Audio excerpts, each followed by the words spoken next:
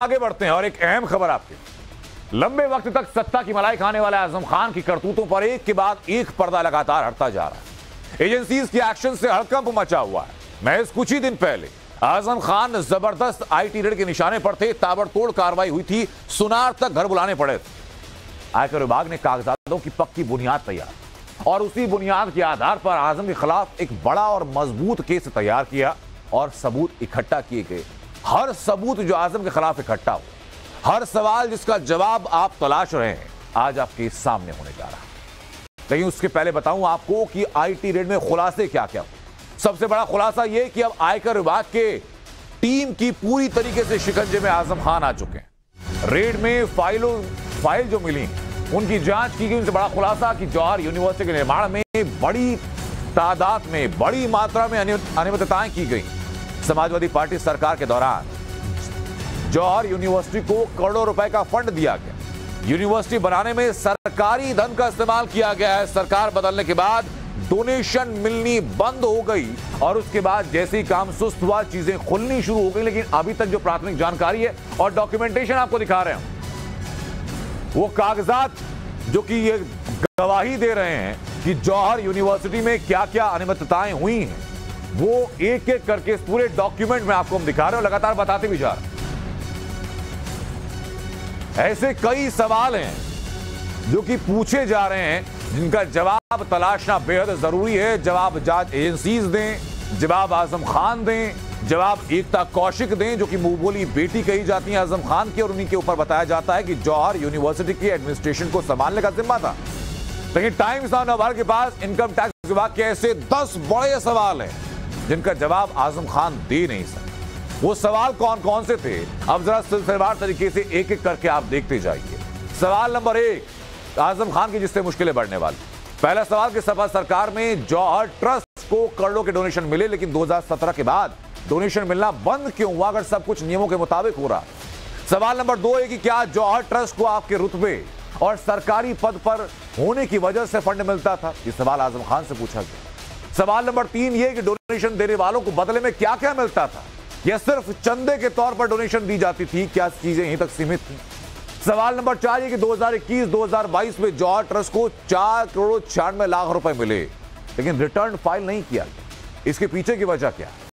सवाल number 5, Rampur public school को 3 करोड़ 51 लाख रुपए की फीस मिली। इस फीस का जिक्र भी आयकर में क्यों नहीं दिया गया, क्यों जमा नहीं कराया गया। मौलाना मोहम्मद जौहर अली ट्रस्ट की 2 बही खाते क्यों हैं, और 2 बही खाते हैं तो दोनों में अलग अलग एंट्री क्यों है, इसके पीछे की वजह क्या है। सवाल नंबर 7 पूछा गया आजम खान से यह कि आपके ट्रस्ट में 5 करोड़ 10 लाख रुपए की ई फाइलिंग की, जबकि रसीदें 8 करोड़ 31 लाख की। क्या टैक्स चोरी के मामले में नहीं आता। सवाल नंबर 8 यह कि आजम खान से पूछा गया कि आप अपने यूनिवर्सिटी के कर्मचारियों को वेतन तो देते हैं, लेकिन टीडीएस उनका जमा क्यों नहीं करते, जो कि कानूनी रूप से एक जुर्म है। सवाल नंबर 9 यह कि हाजी इकबाल की लोकल यूनिवर्सिटी को 7 करोड़ 42 लाख के उपकर क्यों दी। क्या हाजी इकबाल ने आपके ट्रस्ट को किसी तरीके से फायदा पहुंचाया। सवाल नंबर 10 यह कि जौहर यूनिवर्सिटी में 23 अक्टूबर साल 2015 में 200 करोड़ रुपए और 27 सितंबर 2018 में 252 करोड़ खर्च हुए, ये पैसा आया कहां से। तो ये तमाम वो सवाल हैं जिनके जवाब तलाशे जा रहे हैं। कुछ और चीजें आपको बताता हूं। सवाल देखिए, आजम के जौहर पर सवाल कि जौहर यूनिवर्सिटी के नाम पर करोड़ों की जो घपले की बात हो रही है, उसके पीछे की वजह क्या है, उसके बुनियाद क्या है।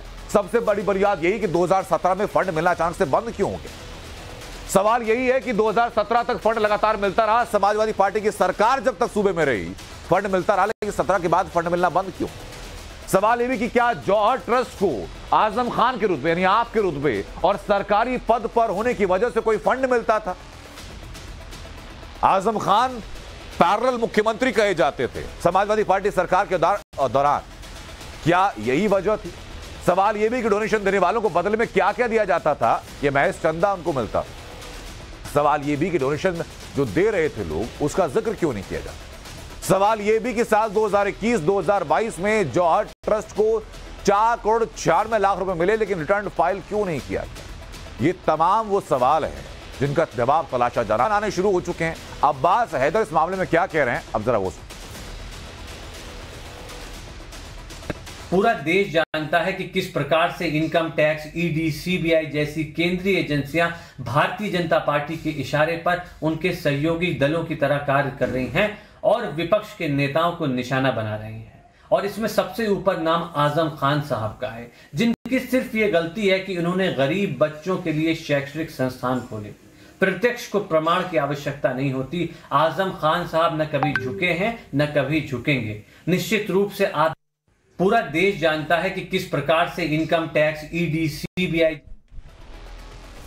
तो जांच एजेंसीज के ऊपर जिम्मा मर दिया जा रहा है, लेकिन सच्चाई क्या है तलाशने के लिए हमारे दो सहयोगी इस वक्त ग्राउंड पर मौजूद हैं। मनीष यादव हमारे साथ हैं, लखनऊ से अनुज मिश्रा हमारे साथ जुड़ चुके हैं। सबसे पहले मनीष, मैं जानना चाहूंगा आपसे, जरा वो सवाल लगा एक बार दर्शकों को बताइए जिन सवालों के शिकंजे में आजम खान फंसे हुए हैं, जवाब दे नहीं पा रहे हैं।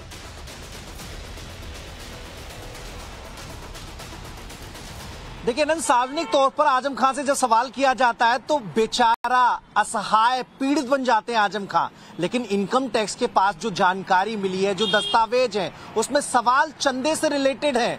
जौहर विश्वविद्यालय खड़ा कर लिया गया, आखिर चंदा आया कहां से? कुछ लोग ऐसे हैं जिन्होंने चंदा दिया, जिनके नाम है लेकिन उन्हें पता ही नहीं उन्होंने चंदा दिया। लिस्ट बहुत लंबी है। माफियाओं से चंदा वसूली की गई, जिसमें मेरठ के बसपा नेता है, उन्होंने भी आजम खान साहब को चंदा दिया।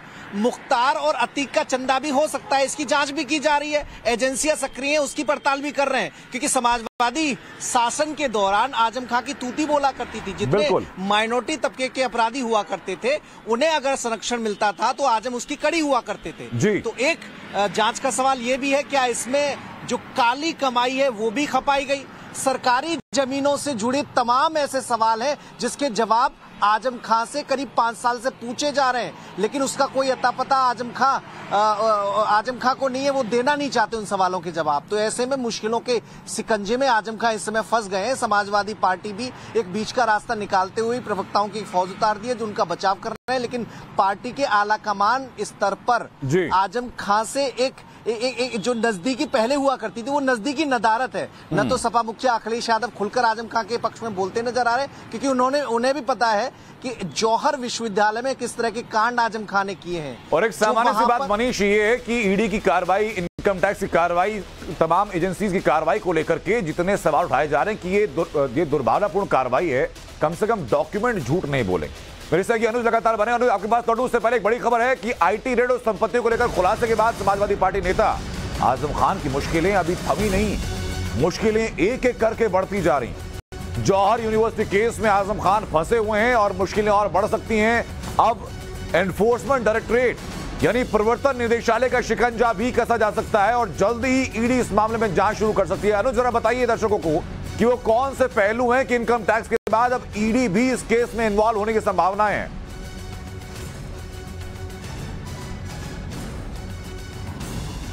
कि देखिए, जिस तरीके से करोड़ों की कर चोरी का पूरा मामला जो है वो सामने आ रहा है, और जहां तक जौहर यूनिवर्सिटी की बात किया जाए तो ये बात सामने आ रही है कि कई लोग ऐसे थे जिन्होंने इसको फंड दिया। वो फंड किस तरीके से आए, जाहिर तौर पर वो कौन लोग थे जिन्होंने फंड दिया, और जो रूट था फंड का वो किस टाइप का था, इसको लेकर निश्चित तौर इन्फोर्समेंट डायरेक्टरेट जो है इस पूरे मामले में जांच कर सकती है। क्योंकि जो पैसा था वो क्या काली कमाई का पैसा था या पैसा किस रूट से आया, ये तमाम ऐसी चीजें हैं जिसको लेकर निश्चित तौर पर ईडी पूरे मामले की जांच कर सकती है। लेकिन जौहर ट्रस्ट को लेकर शुरू से ही सवाल खड़े होते आए, चाहे जौहर ट्रस्ट के बनने की बात की जाए या जौहर यूनिवर्सिटी जो थी जिस लैंड पर बनी थी, ये बात किसी से छुपी नहीं कि कहीं न कहीं सरकारी जमीन को भी कुछ हिस्से जो है उसके कब्जा किए गए थे। साथ ही साथ ये बात सामने आई कि कैसे करोड़ों की कर चोरी हुई, कैसे करोड़ों का चंदा दिया गया, जिसको लेकर आईटी विभाग ने 3 दिनों तक छापेमारी की। और न सिर्फ आजम खान बल्कि आने वाले वक्त में आजम खान के जो करीबी हैं उन पर भी कहा जा सकता है कि जांच एजेंसी है उनका शिकंजा कस सकता है। पिछले दिनों हमने देखा कि आईटी ने जिस तरीके से आजम खान के करीबियों के ठिकाने पर छापेमारी की, चाहे एकता कौशिक की बात की जाए या आजम खान के वो तमाम ठिकाने जो कहीं न कहीं आजम खान से ताल्लुकात रखते थे, तो जाहिर तौर पर जिस तरीके से ये पूरा मामला सामने आ रहा है उसको लेकर जल्द ही इस पूरे मामले में ईडी मामले की जांच कर सकती है।